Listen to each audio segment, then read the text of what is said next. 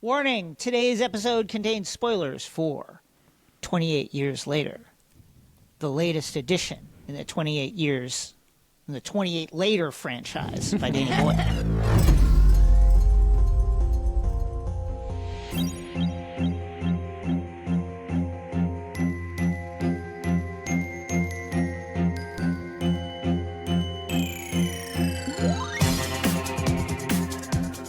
Hello, my name is Jason Concepcion. And I'm Rosie Knight. And welcome back to X-Ray Vision, the podcast where we dive deep into your favorite shows, movies, comics, and pop culture, coming to you from IR Podcast, where we're bringing you 3 episodes a week.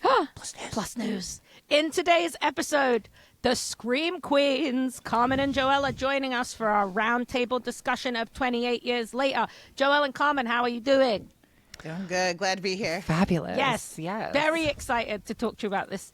And then, this is a warning as much for the people who are in the podcast to get these ready as it is to let you guys know. We will attempt to come to a consensus on the I'm not saying Mount Rushmore because I hate Mount Rushmore. So on the best of horror movie sequels. There you go. What are the best? On the medal podium. On the medal podium of horror movie sequels, what are your top 3? What gets gold? What gets silver? What gets bronze? And what gets to stand next to the podium and be like, I should be up there, but... Yeah, exactly. Right? Yeah. What's the 4th one that we just leave on the floor crying? It's almost good enough, guys. Programming note. This is good news for you. We've heard you. You love YouTube. YouTube's popular. Ever heard of it? Guess what? We're posting this video on YouTube. And if you want to see a group chat meltdown in HD, you can watch our great sci-fi debate on YouTube right now. Right now. I'm like, Carmen, what did you think of 28 Years Later? Oh, my goodness. Well, first of all, thank you for giving me the floor first. Because I do have a lot to say about this movie. This was... I think out of all the movies I've seen so far this year, this has been the movie that has been the most thought-provoking for me in the sense that I can't stop thinking about it, and I really want people to go see it because I really need to talk to people about it. And that's always a hallmark of a great movie for me. I don't know about y'all, but first of all, my whole experience for the first half of the movie, I was squirming in my seat. I was peeking through my fingers. I was doing all of that. I was terrified. They really did a good job once we went to the mainland of the island of like really ratcheting up the tension. But the things I really loved about the movie were just a lot of the same things I loved about the original movie with kind of some of the concepts of the second movie kind of blended together in my opinion. So the things that reminded me of the first movie that I really, really loved were the camera work. I thought the camera work in this movie was so incredible. Like really unique. Like no one else is doing it that way. Use of technology. All of the action scenes were using multiple different angles as we're kind of looking at like the violence on screen, and it really added like this kind of just erraticness to watching those scenes.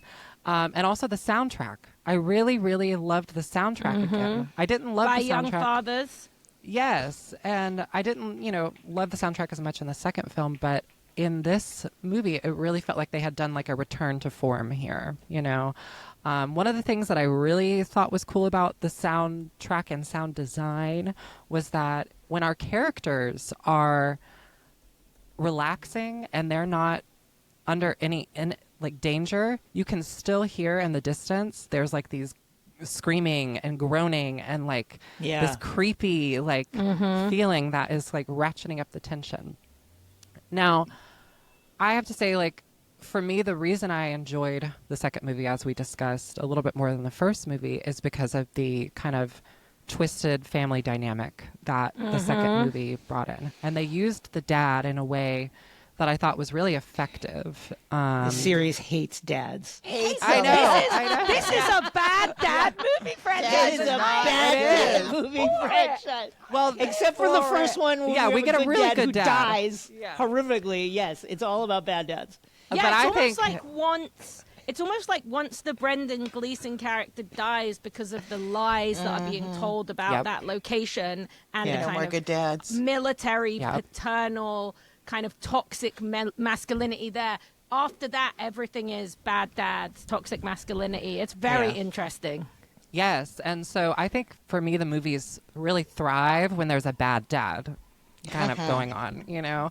And so I love in the second movie we have the zombie dad constantly haunting these kids as they are trying to survive. So scary. And in this movie, the dad doesn't ever become a zombie, but he is actually kind of worse than the zombies. Yeah. You know? He, As Jason said, would argue. arguably the true villain of the movie. I think he is the villain of the film. Yeah, Absolutely. I mean, he is the antagonist for Spike. Surely, Absolutely. Yes. and I think for me, these movies are at best when there's like that child parent distrust kind of dynamic going on. And so I really enjoyed that aspect of it. I will say the things that I kind of felt like, they're kind of like keeping up with the genre more than setting the tone for the genre was at first I felt like the variants were probably inspired by like more recent like zombie video game lore, like The Last of Us. It was definitely the Slow-Los were giving The Last of Us for sure. Yes. With the mushroom and the nature.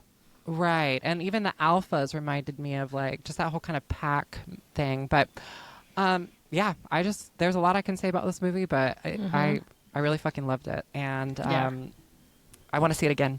So Yeah, Hell I would love to see it again as well. Joelle, your thoughts? Deeply fucking weird, which is like in the best possible way, like in the way that it's just like in the theater. I was agree. sitting there and I was like, Complimentary. like it's so surreal. There's a ton of they like to insert a lot of stock footage of Britain over the years and repeated actions, right? And something I think is so interesting about this film, like it's clearly about Brexit and isolationism, and you know a bit about like nationalism, maybe some racism thrown in there for good measure.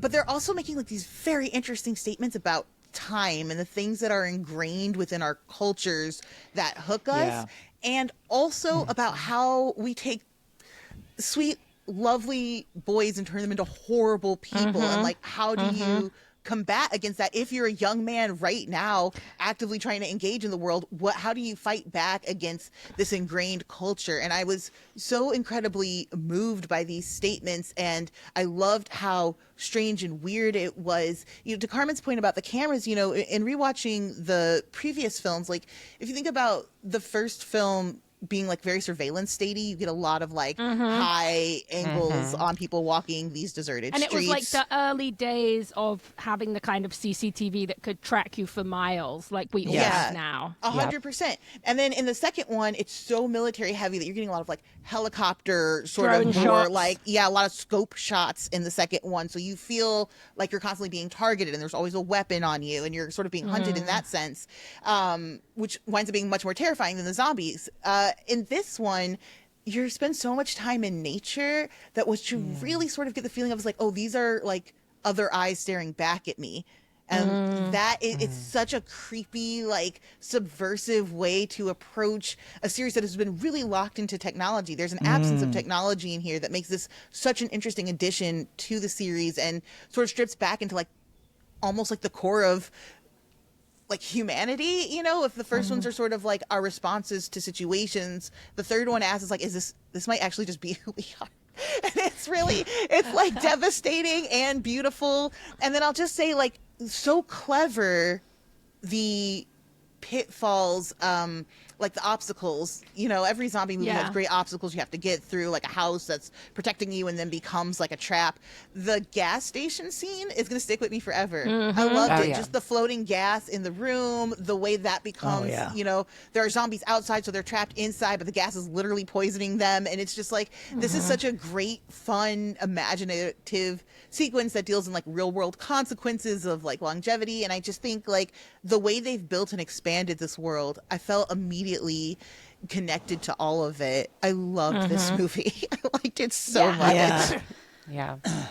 I think that you touch on something that's like really important about like the notion of like nature and like how nature connects to humans, because something that is, and this is a very specifically British thing to notice, but it has been reported on. One of the things that kind of blew me away is when they're walking through the mainland, you get this visual of them walking down this valley that in the middle of two valleys is a tree, right? And the tree is called the sycamore gap tree. The tree was like 150 years old, and I instantly recognized it and was like, wait, How is that there? Because that tree, which was 150 years old, in 2023 was just cut down by random vandals, local vandals. And so they actually recreated the tree digitally as like a homage to the tree. But I also think there's something very interesting there about like the themes of nature and the way humans impact nature and the choices that humans make that are just like selfish choices. And Sorry, go ahead. No, go for it. I was going to say, I think I really responded to that too as well, Joelle. And I think for me, it was interesting to me how part of this, the experience of this film for me was this idea that humans are kind of the sideshow in England on the islands that were formerly known as the UK. It's nature is king once again. The infected are part of this kind of like natural landscape that includes like, you know, newly replenished hordes of deer, like we're back in the prehistoric ages. And people are just kind of one of several species that are roaming here in a kind of balance with nature. And I found that really interesting. The other thing I've been thinking a lot about is that you mentioned the intercutting of different historical scenes and movies and stock footage from World War I, et cetera. This idea of young men throughout the ages. You know, I think as an American, like medieval men. Yeah, like as an American, it's hard. arrows. As an American, we don't.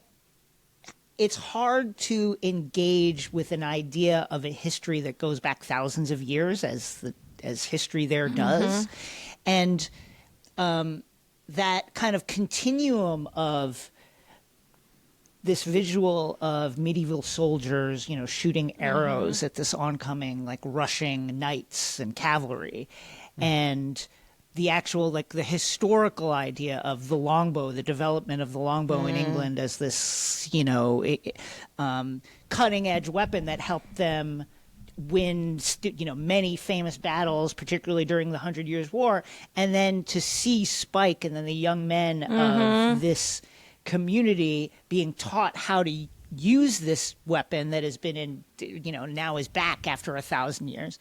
All of it was it's very deep, and I'm still thinking a lot about it. And what makes it even more interesting to me is the way this film critiques that culture. Yeah.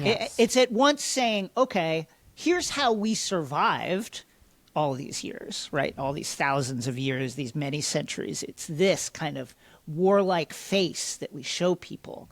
But we maintain that warlike face by lying about what like really at what goes cost? on, about what really happens. It's dads taking young men out to kill and then coming back to the community and saying, yeah, it was awesome, it was so cool. And that criticism is so interesting. You know, it makes me think of, this is kind of a digression, but I'm reading this book called A Bend in the River. It's about this like a family from India that lives in Africa, and they have a small shop at this bend in the river. And one of the things that the main narrator notes is that, you know, because he's feeling like defeated by colonialism and how powerful and efficient the colonial powers are at like subjugating everybody. And they put this statue up in the town of, like, you know, the heroes of colonialism. And he says, you know, the Europeans, they want gold and slaves like everybody else, but they also want to put up monuments saying how great they are and how good they were. And that's kind of like this. It's like, on the one hand, this is why you're a great culture. It's like part of this warlike thing. But also, you want to pretend that you're good at the same time. And it's that friction that has me fascinated with this movie. Yeah. No, I think that's a really great point, especially as there is like a simmering secret kind of culture that bubbles underneath what we see of the island. Like there are these hints that were really big in the trailer of like a cult or the rules that you have the to mask. follow, the mask with the We never blood. really dive into what Nope. the mask is about, you know? And even like the way that they have the banner behind them, the kind of tapestry that's like, fail we can, but like go on we must, or something like. And there's definitely feels like there's some other secretive, strange kind of folk horror-ish addition to that culture that we have yet to see. That feels like it's going to be explored more in the second movie. I definitely feel like it's going to be explored more in the second movie because we're literally going to be following the perspective of Spike, who is now like removed from the community, and he'll be able to like actually see how other people are living and realizing like, oh, maybe where I'm from is actually kind of fucked up. And I'm excited. Maybe that's the weird place. Yeah. You know, and we kind of talked about this when we were in pre-pro, but the trailer for this movie was like unbelievably popular, became the most watched horror trailer in 2024, had 60 million views, second biggest. I think this is Sony. I think this is meant to be second biggest horror trailer of all time, but behind It Chapter 2 with 96 million views. But as we were kind of talking about, there is some stuff in the trailer that we don't see in the finished movie, which we know is common, but here feels maybe like a little bit more of an interesting kind of twist. Like Joelle and Jason, I know you guys were looking back at that trailer before we started recording. Joelle, could you talk a little bit about your feelings on kind of, because the trailer does lean into just how weird this movie is and how surreal, but it also does showcase stuff that we don't see in the finished movie in a way that feels like maybe not a studio choice and maybe more of a filmmaker choice. Yeah, possibly. I would be curious to see who got final cut on the trailer. Sometimes a director can negotiate with the studio to have final cut on the trailer, and they get to like decide what it's going to look like. But a lot of times what happens is you just get a ass load of footage, and then they're like, make it a trailer. And so you don't really know like which cuts are going to be in the movie, and so that's why you get a discrepancy sometimes. Like looking at the stuff, everything looked like scenes we saw from what I could tell. But just different angles? Yeah. Like it appeared to me to be different angles, different takes. You know, maybe at one point we weren't sure how this character was going to enter. I didn't see anything to me that looked like, oh, this might be from the second installment of this series. But I do think that the choice to really lean into the culty horror vibes was a good one, because we love a mystery, you know. I really feel like we're in a cult moment as a culture right now. A lot of cult docs, a lot of learning about like what these TikTok houses are like in real life. And I'm okay with it, because I think if you had tried to sell it as the political zombie film that it is, people would have been like, this is weird, and it could have looked 100% more art house. Yes. 1,000,000% yes. Yeah, because also another thing that's really different about this movie, and Jason, after your kind of thoughts about the colonial aspects and the kind of looking back at history, I'd love to know your thoughts on this. But also, like, this movie doesn't really have like a lot of guns. It doesn't really have a lot of military. It doesn't have a lot of military presence. The hordes are further away. There is a lot less urgency, because if they'd have stayed on the island, they probably wouldn't have interacted with the zombies. So how do you feel like that changes the film? Because it is a different, in that way, the status quo is very different. Yeah, I think the first two movies are kind of infused with this sadness of a world that's gone. This movie, it's almost saying, hey, this is you know, these people are living with their hanging on to life like by their fingernails. But doesn't it have its advantages too? Doesn't it have something to offer as well? Isn't nature beautiful? Like, look at how the deer are back. There's no. It struck me that there nature again. It struck me, and am I right about this? There is no human on human there's no non-infected human on human violence in this film. Except for when HGT slaps his kid. Right, but there's nobody. Bad. There's no soldiers killing other soldiers. Yeah. There's no. Yes, it didn't go the Walking Dead route. Yeah. Of like humans are the worst. It's more and this is about even the monster and the human. And who is who? And this is even the movie that seeks the entrant into this franchise that seeks to humanize the infected more than any of the other ones. Oh, to yeah. the point that the alpha, Samson, is never killed. He's only He gets a drugged name. so that they can get away. And And so we get to see a baby being born. yeah, as so well, I think which that hints at part, life. the lack of guns and the separation and the time that has passed, and we get this wonderful juxtaposition when we get the wonderful comic relief when Eric shows Eric. up in our story. But I think that there is an aspect to this film and this story that, in the era of climate change, that's almost saying like, hey, isn't a lack of tech, like, it's not what anybody would immediately leap for, a world in which we eschew technology and go back to this kind of more in the land kind of Unabomber, manifesto type of lifestyle. But does it not have something to offer as well? And that was, I think that's really interesting. To pick up on that, Yeah. Jason, I really feel like the first two movies are about surviving and trying to get back to an equilibrium. This feels like it's dead and you have to let it go. It's just really right. like the memento mori thing is hit so hard over and over again, and knowing that's going Yes. to be the Right. main point of the next film, I guess. It's called, oh my God. Bone The Temple. Bone Temple. Bone Temple. Bone Temple. Yeah. Bone Temple. Bone Temple. Temple. I'm really Why not Bonehenge? Why not That's the Bonehead? X-ray vision name. That's what we call it. Yeah. That's our official combo T-shirt for the next one. Bonehead. I love it. I think like the idea of there's life after this, but only if you accept this one is gone. Especially if we look at like our kid's Spike's last decision is really like, I'm gonna get this baby to safety and then actually fuck all of you. Like I'm just I'm gonna gonna see see what what's else I'm gonna the see world what's has to out there. offer. Yeah, it's Yeah. beautiful. Yeah. Yeah, it's really clever. And it's also quite surprising because of how much we are used to, like, with whether it's like The Road or The Last of Us or these ideas of like, or Walking Dead, like, oh, well, even if it's a kid, they're going to take the baby with them and it's going to be this kind of like lone wolf and cub situation. And instead he's like, no, I'm like 12. Like, you guys look after the baby and I'm going to see my weird stuff. He's following in the footsteps of his father and just kind of Yep.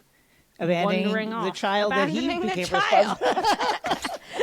No, you're right, because he is 12. I mean, it's He is, like, ridiculous. He literally can't 12. take he can't take this. He doesn't know how Yeah. to keep a baby alive. Yeah, yeah. But okay, before we take a quick break, this is a very weird film, so just quick predictions. Will the general audience embrace this film? Like, what are you guessing Yes. for you think it's going to be a yes, Jason? What's think your it's guess gonna for be a a cinema score? I think this is going to be a B+.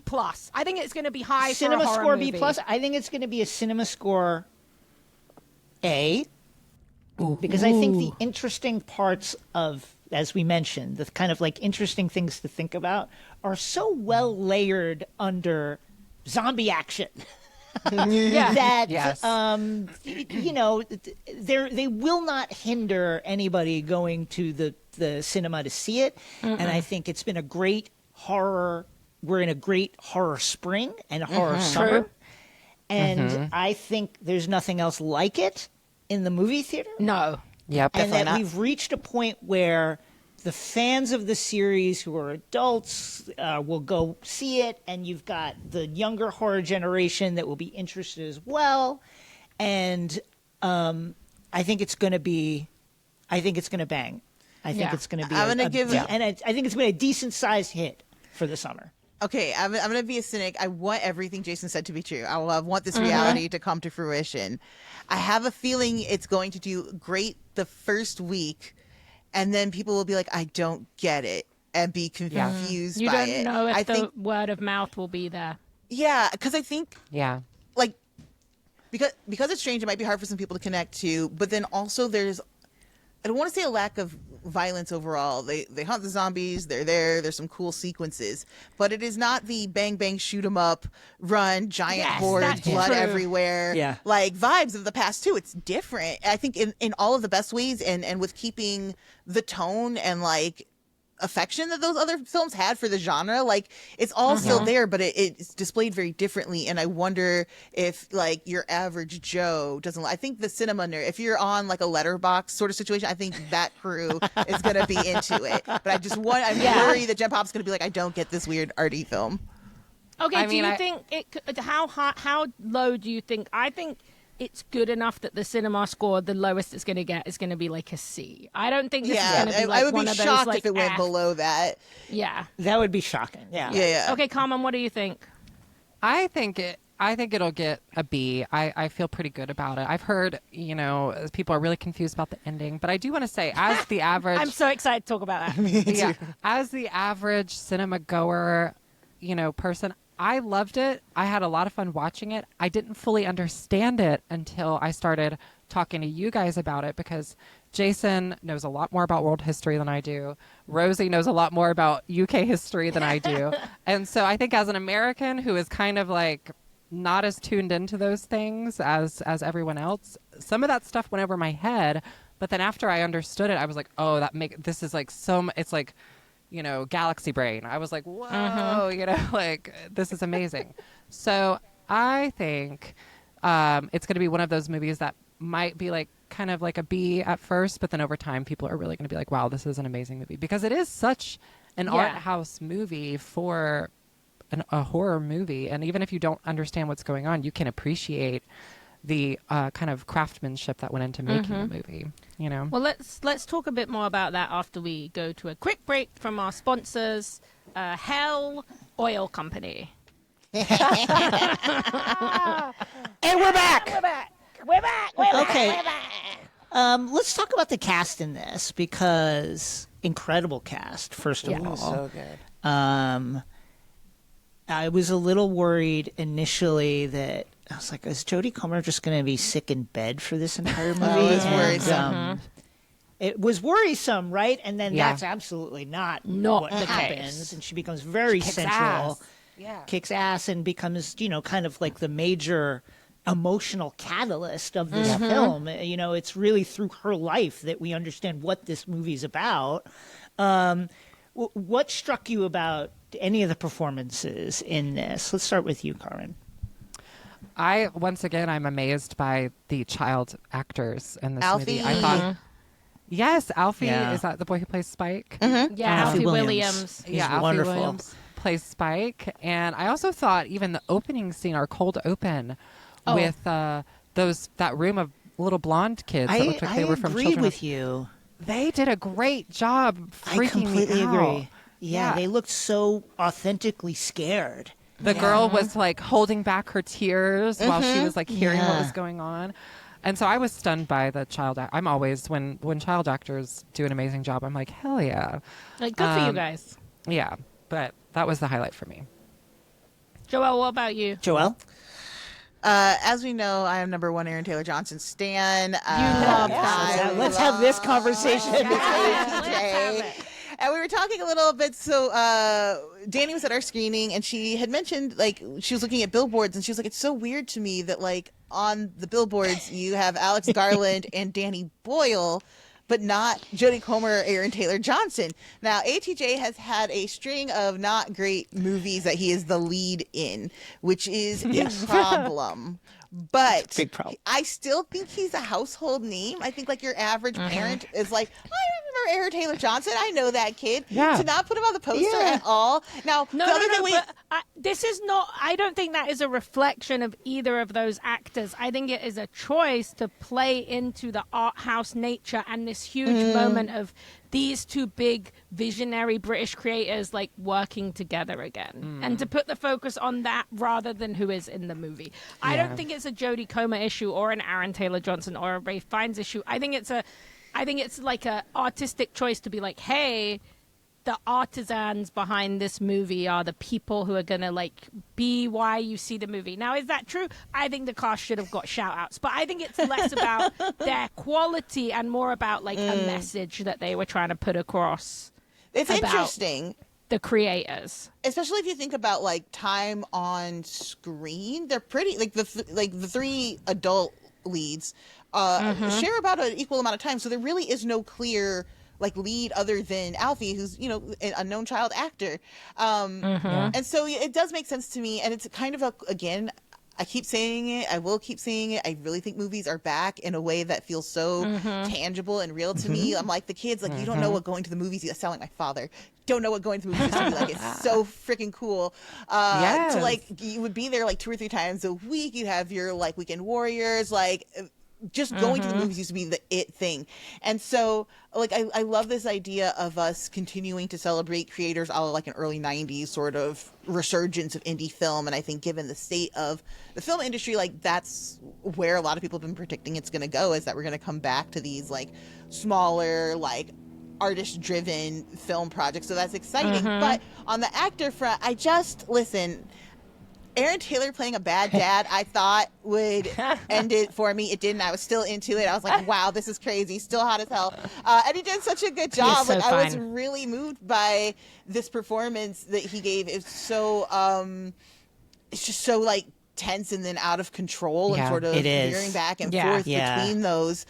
Elegantly, you know, not ever really going over the top. It's really hard to sort of control, like, out of control on screen. It's a difficult thing for an actor to do.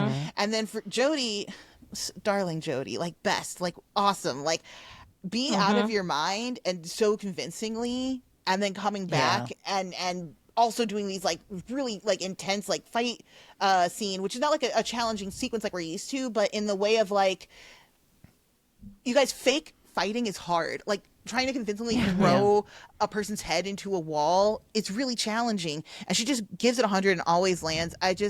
I'm astounded by not just the performances, but I think the writing of these characters is always so good in this series. Like, you're always like, even cheating dad, the worst in 28 weeks later, I hate him so much. Hate but that the guy, hate that character guy. Yeah. is so intriguing. Like, wow, this is an actual coward who can stand on nothing. He'll lie to do everything, and then makes the dumbest decision to kiss his wife. You're just like, what? This man is an idiot, but I'm so intrigued by who he is as a person that I enjoy following his story.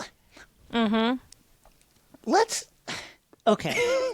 Before we start, Ask the before we tough hit record, question. before Ask we the hit tough record, question. It's too late. before we hit record, we had the idea of starting a X-ray Vision offshoot called what was the name of it, Carmen? Hot It was like Topic. Topic. Hot Like the Topic. Wendy X-ray Boy. Vision Hot Topic, Patreon only, behind a paywall, in which we just gossip about stuff. So let me just like, in the most 30,000 foot terms, put it out there.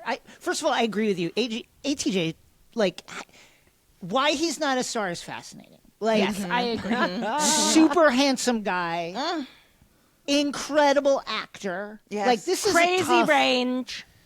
Yes, this is a hard role because he's got to be on the one hand, he's got to come off initially like, oh man, I wish my dad was like this, and then he's got to show you the brittleness of this facade that he's putting up, and then it's got to crack, and it's in a lot of ways an unforgiving role because you realize halfway through his performance that like you hate this guy, you Yeah, don't like him he's at the all. villain. It sneaks up on Yeah. And we're wondering, like, wow, okay, I believe that he's not a star, and I believe that's kind of like, I agree that there's like a household name. No. We understand who he is, but I do think objectively he's not a star, or things like, you know, Craven wouldn't have happened. And then that's, you know, not 100% his fault, but there's other things like that.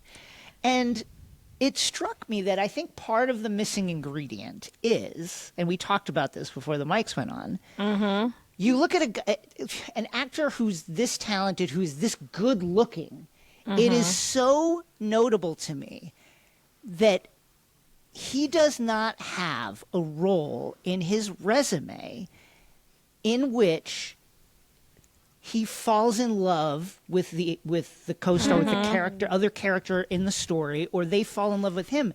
There's no role that he has played where being in love is part of it, part of that character. central to the And it plot. seems Yeah, like, yeah. Yeah, not and it since, seems like such a hole to me. Angus thongs and because that's part of what makes you a star. You know, it's like Legends of the Fall. Yes. With you know, for Brad Pitt, it's that kind of thing that like elevates you, even if it's not like a critically acclaimed movie. It widens your appeal, and it's that widening of appeal that makes you a star. And I think that's missing for Aaron. Yeah, it definitely is. And I think my argument would be, and I'm also an Aaron Taylor Johnson stan, my argument would be where his career is at right now, he is more of a really great character actor. Yes. Because whenever he shows up in something, right? Like he showed up in Tenet, a movie that everybody hated. But the moment he showed up, you're like, oh, this is so interesting and dynamic. And like, he's basically just playing like a military grunt, but you're so interested in the way he chooses to play it. And then the same with Nosferatu. Nosferatu. He had an Nosferatu absolute was breakout character role. Also, another very horny role for Aaron, because in this he does continue Eat Out Summer, as we are now calling it, which is like Sinners. Eat Out Summer. Eat out. Everyone should eat out this summer, guys. In movies, in horror movies, we got Sinners, we got this movie, and in Nosferatu, you know, he loves his wife so much that he like fucks her when she's dead. I mean, very insane character actor type performances. And the other one that I think about a lot is the really, honestly, like not great movie, The Kingsman, which was like the third Kingsman movie that's about. The King's prequel, Man. The King's Man, and it's about like, and they tried to do like a weird Avengers style, like Hitler ending. It was really bad. Yes. But in that movie, Aaron Taylor Johnson shows up, no joke, like 20 minutes. And it is the most heartbreaking, unbelievable performance. It's all about like the horrors of World War I. I think that when he shows up and gives his all, he just makes a movie shine. But I have yet to see a movie that puts him in the lead that has taken advantage of that ability. And I think these why roles... is there Kick-Ass, really? Yeah, like in Kick-Ass, he's like such a standout like star. There's no, there's some romantic chemistry, but it's not the sort of like sweeping like grand central part of the plot. They're so kids. You can kind of They're kids. Exactly. You know? Yeah. And so like it's crazy because after seeing that movie, I thought, oh, for sure, like this guy's got next. Like he's got all of the components. It would behoove him, I think, to take sort of a sweeping.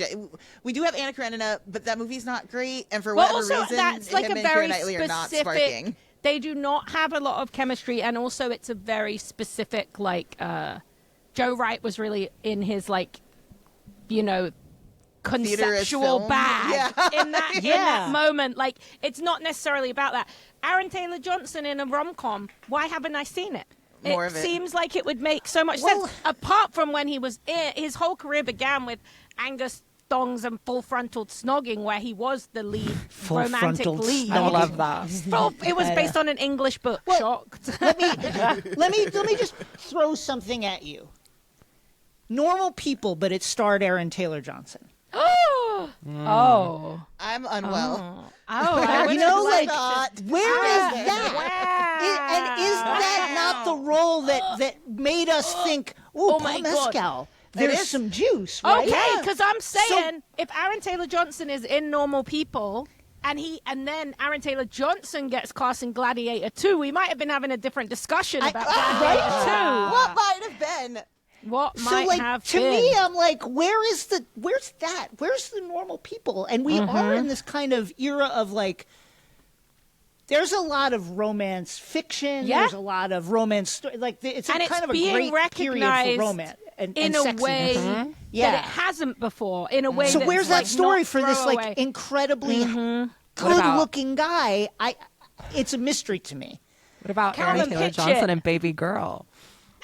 Oh my God! He's too old for the role. So the controversy would have been too spicy, Carmen. I see you. Get out. I'm not going to say anything else. I'm not going to say anything else. Problem. Start friction. Save it for Hot Topic, babe. Save it for the Patreon subscribers. Okay. Aaron Taylor Johnson. He he does give his last big moment as he kind of runs into the sea and he screams after his son, and you kind of feel this loss of control, and you think, wow, this is such a powerful way to end this really serious movie. What could ever happen to change that? Smash cut. Meet the Jimmies, baby. How did you guys feel about the final 5 minutes? I think of I this grabbed movie? you in our screening room. Yes, And I was like, what is even we were happening like screaming. right now? Yeah. It was Delightful. insane. I was like, what's happening? What? Yeah. Imagine you're watching this and you don't know there's a sequel coming. Like, Yeah. you'd be like, wait, what is going on? Yeah. What is happening? And also, like, why is it this? Another connection to Sinners here is that Jack O'Connell stars in like an insane guest role. Now we do not get as much of him as we do of Remick, obviously, because Remick is the antagonist of Sinners. But it is unbelievable, and he shows up in his purple tracksuit with his tiara on, and he's like, "Oh, hi, I'm Jimmy. All the Let's be jewelry. pals." And they kind of jump, and they have this crazy action sequence, like kung fu fight moment. Yeah. For me, I think I really did like this movie a lot, and I was looking at it from a very objective, like, wow, this is so well made. I think that ending just kind of tied everything together for me of like, you know what, you guys are really going for it, and that's when we kind of when we learn that Jimmy is not Jamie, the bad dad played by Aaron Taylor Johnson. We assume throughout the movie that's who he is he's the survivor of the Teletubby massacre, let's call it. And no, it's actually not. It's Jack O'Connell's Jimmy and his team of tracksuited Jimmies who all wear blonde wigs. And my theory, because of how much they use VHS footage and B-roll footage that I pitched on mine and Jason's recap, is I think that like they basically are going to be revealed to have like taught themselves how to fight via like totally old buy that. movies. I love that. And I think it works. Please. Can I go a little further? I would love you to. I think because I'm like, when did Guy Ritchie direct the last 5 minutes? Truly. And so I almost wonder if there's not going to be a flashback where we realize like they had Teletubbies and Snatch were the two VHS tapes that they had. I love that. With the That's golf, so with the golf funny. clubs too. Yeah. There's so much happening because my immediate thought was like, oh, this is very like King George, all like the animated Robin Hood. Yes. With, like, all the Yeah. But then you get a very Robin Hood-esque of like, hey, we're a gang of like, not Kinda thieves, but like people traveling kids through who are like trying to help you. protecting folks, and like it's such like a mash, like a dichotomy mashup of like two Truly. disparate, like, And just visually, Yes. it looks insane compared to the wild. rest of. And the then there's film. yes, Right. like the fact that you have people doing backflips into like And, martial like, arts moves In the It's like- craziest, like, color tracksuits, like the brightest, most The mud flap saturated. girls on the side. Yeah. I forget what the brand is. and I then love them.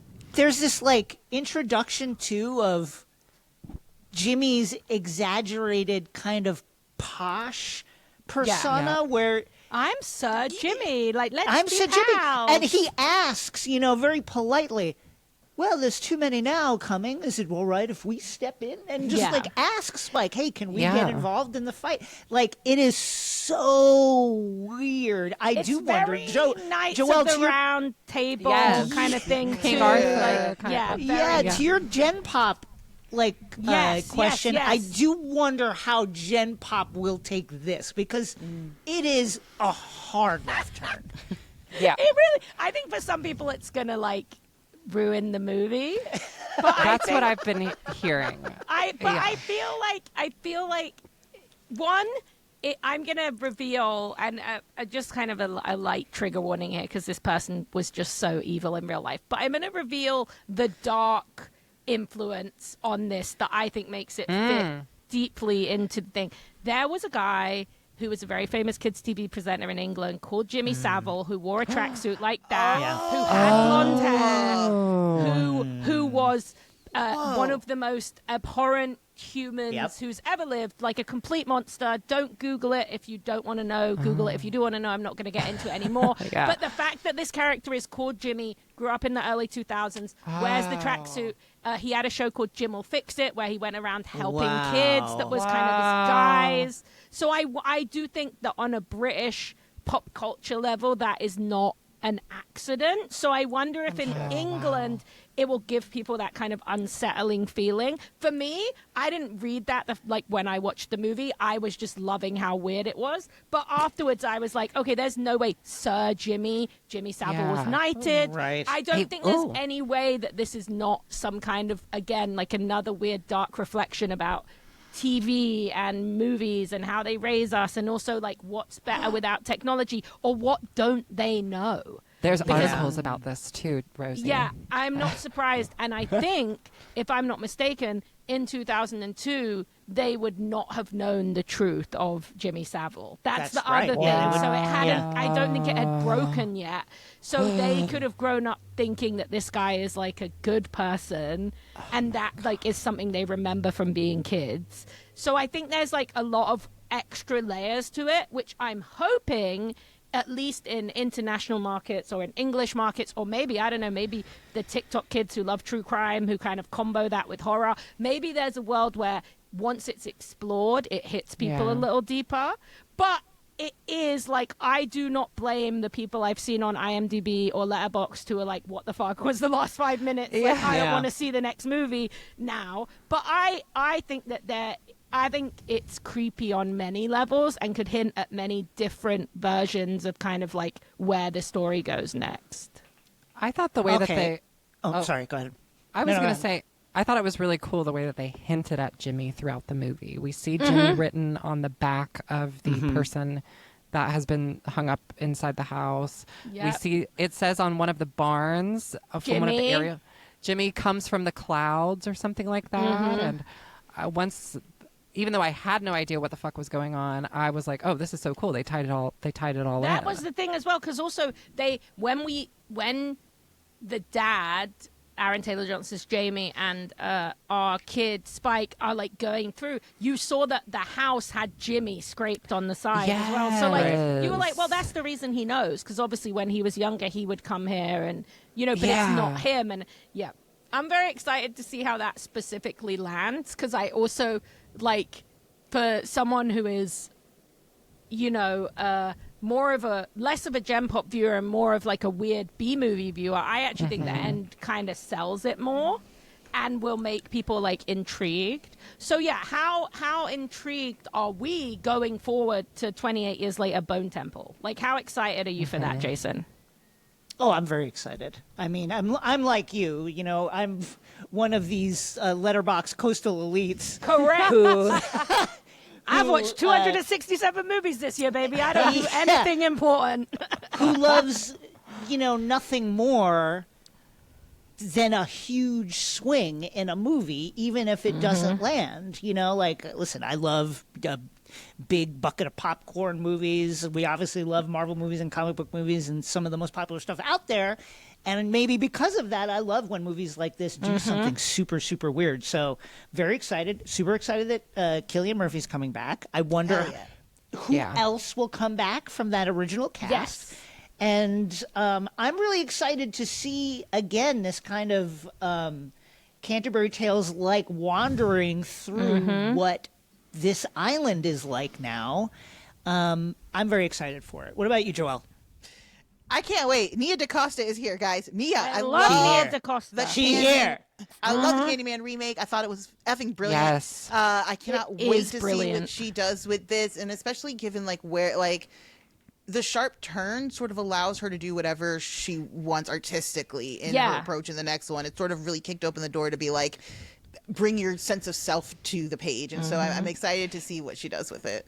And my understanding as well is like the Bone Temple is actually already completely filmed. They filmed them back to back. So it is going to definitely interconnect with this space. Whereas the third movie, as yet unnamed, has not even been written yet. So I think we're in an interesting kind of Into the Spider-Verse, like when will that third movie come out? Carmen, how about you? Are you ready for the Bone Temple? Or I'm AKA sat January Bonehenge? 16th. I will be there. It's not even that far away, guys. We're going to be talking not. about that movie. It's I not. love January as a... Yes, when I'm sad because Christmas is over, I Yes. want to be seeing a good horror movie in the cinema. I want to be Yes. like, yes, I'm Yes. depressed. Show me something bleak and upsetting. I'm most excited to see where they take like all of the cult aspects from the original Community. What are we going to learn about that? What are we going to learn about the Jimmies? And what are we going... I do want to talk really quickly, just for a second, if you'll let Please. me, about the ARG Oh, related yes, to this. yes. to Let's this quickly movie. bring ARG back because I think it's Yeah. coming back. Because it ties into what I've got to say here. Because one of the interesting things, so there was an ARG for this movie, which is a website that kind of like companions and gives you more information about the movie if you want to look into it. It's called RageLeaks.com, and it's like a WikiLeaks, and the password to it is Memento Mori, and it shows you all of these kind of like external reports that are being done on the island from just people that are flying over or observing with drones and stuff like that.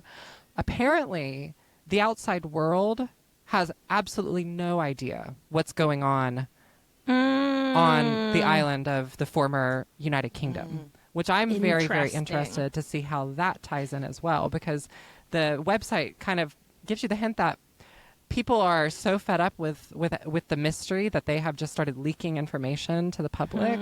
So I'm interested to know if we zoom out at all and see like a little bit more of what the rest of the world is doing. We got a hint of it with Eric, but I want to that know. was some of the funniest, most Yeah. impactful It was stuff in the movie. Hilarious. The kind Yeah. of notion of how much you can be left behind if you're just out of social culture for like 28 years. They still have mobile Yep. phones. They still have plastic surgery. They still have all this other stuff. Like, I think that it's really interesting. And I will say, an ARG, guys, it was very popular. I'm sure all our listeners will remember the famous Dark Knight ARG. But I think maybe these kind of websites, these kind of alternate reality gaming, kind of like how do you install someone into the world of the movie, is coming back, because there was also a very scary Bring Her Back Yes, I was too scared to ARG look at it. website that me and Carmen got to. We spooked each other late at night, and we're like, I can't look at it. Like, I gotta wait till the morning. So I love the idea that is that's gonna come back. Yeah. And kind of feed into that stuff. So yeah, I'm excited. Keep doing fun digital marketing, guys. It Yes. makes me feel young again. Yes. Okay, we're going to take a quick break, come back with our medal podium of horror sequels. And we're back. Okay, medal podium of horror sequels. Let's quickly go around the horn. What do we think our best horror movie sequel is of all time? And then let's see if we can kind of slot these Maybe things we can into a agree hierarchy. together. Yeah. Yeah, that's what I Yeah. think we'll do. Okay, Rosie, let's start with you. What's your best horror movie sequel? Okay, I'm going to go for one that I know, Jason, you are going to agree with me on at least. I'm going to not say a silly one like Jason X or something like that, though I do love that movie. I'm going to say Jason X one. Dawn of the Dead. Nice. Because I do Yeah, think I it's agree. iconic. Yeah. I think it's up there. I think it's a capitalist kind of satire in a way that movies like 28 Years Later are still taking from. And yeah, just fantastic movie. I agree that should probably be up there. We'll keep track of that. Okay, so we've got that. Carmen, your greatest horror sequel of all time. Well, this one might be controversial because it is technically like an action sci-fi horror, I know what she's going to say. Are we in the same boat? Oh my god. but Aliens. Aliens. Okay. Yeah. It's a win. It's a win. Yeah. I think now we're going back into our previous roundtable. Where do we genreify this? But I Yes. think. Do we allow it? Do we allow I it as would a allow horror? it. That was If gonna be my well, you choice. were yeah, both yeah. going to pick it, we'll allow it. Okay, Okay. Jason, Yeah. what about you? Those are two great ones. And since those are off the board, I'm going to say Evil Dead 2. Ooh, iconic. I would say as well Campy. that would be pretty gold leaning, in my opinion, because I do think it's essentially like the first kind of requel too, where they kind of remade the movie with a bigger budget, but then gave it this, but sort of like allowed it to expand. And without that second movie, I don't know if we're ever going to get like the Ash versus the Evil Dead and all those very impactful sequel. That's a really good one. Joelle, I see you thinking that. She's like, what can I do to knock them off the gold? No. I got this. Okay, so at first I was going to say T2, but then I was like, that's too action film. Too sci-fi, PG-13. Yeah. So then I thought about Bride of Chucky because I really like the way that that character introduction bursts open the scene. Like, it's totally wild. Bride of Chucky is a peak favorite. Iconic, one of my all-time favorite movies. But I think I'm going to land on Final Destination 5. I love that choice. The reveal of the prequel nature of the movie at the end. A stunning film. Like, you're watching it and you're like, oh my, this is so good. Like, the whole franchise is back. And then the ending comes, you're just like smacked in the face. You're like, my God, what have they done? Like, if you're already a fan of this franchise, it's just like, you feel like you've ascended when you finish watching that movie. You're like, this is brilliant. Something else I love about that movie is I feel like when I'm talking about it in this context, obviously I know what happened, but every time I watch the movie, I feel like I get to the end and I'm like, oh yeah, cool. And then it happens and I go, what? Exactly. It's like some kind of hypnotism. Okay, Jason, as our sports expert, where do you see these podiums lining up, and then we'll see if anyone just screams in horror. Okay, so let's do it like this. I agree with you, Rosie. I think Evil Dead 2, because of the indie nature of it, because it kind of created a mini movement in horror at the time, and because it remains, I mean, it took everything that was great about the first one and just elevated it. Let's also acknowledge there are many sequels in there's. Horror is a sequel genre. There are not many that are better than the original. Like, that doesn't happen very much. Okay, so I think Evil Dead 2 probably on the gold. I want to give it to...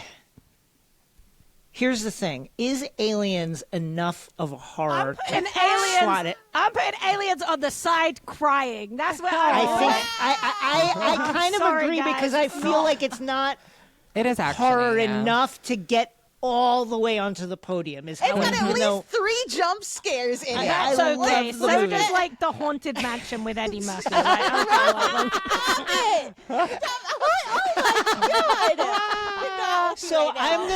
So I am going to put Dawn of the Dead silver, and then I would put FD Cinco in the bronze, and then I would put Aliens sadly crying acid tears to the side of the podium. But listen, love the movie. Think of it more as a sci-fi, as a military sci-fi, but it definitely is they explain horror. The science in the first 15 minutes, though, of the alien? They explain it of how she's still alive, but they do. Okay. I mean, this is it's a sci-fi conversation. Okay, Jurassic Park Carly. Do we have any? Quickly as we wrap up, do we have any sequels that we feel like should at least be mentioned here? I have to say, I actually like the sequel to the Insidious, the first Insidious movie. Yes, I think those. Generally, The Conjuring. The second Conjurings are great, and the second Conjuring movie where it's in England. I would put that up there. I think that's really good. I would also say, I do think there is a space for campy horror sequels. I do think Jason X is a total riot. I saw that at the New Bev. Halloween H2O. Holly, we've got to do just a sequels episode, honestly, because even one of my favorite movies of all time that I saw in a double bill that I swear to God was programmed for me at the New Bev with Jason X is Hellraiser Bloodline, which is the fourth one with Adam Scott in it as a sexy sadomasochistic murderer who gets the configuration. I any love of the Screams we should mention. Any Scream, because Scream 2 I think could be. I think Scream 2 could be on that. I also think Scream 4 is up there. Emma Roberts is so good in that movie.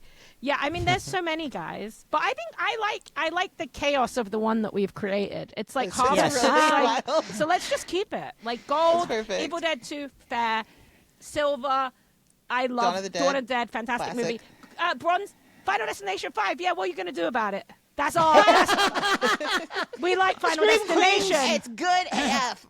Scream Queens, thank you so much for joining We love us. to have you Thank here. y'all. Thank you for having us. Thursday on X-Ray Vision, we're diving into the first 3 episodes of Ironheart on Disney+. That's it for this episode. Thanks for listening. Bye.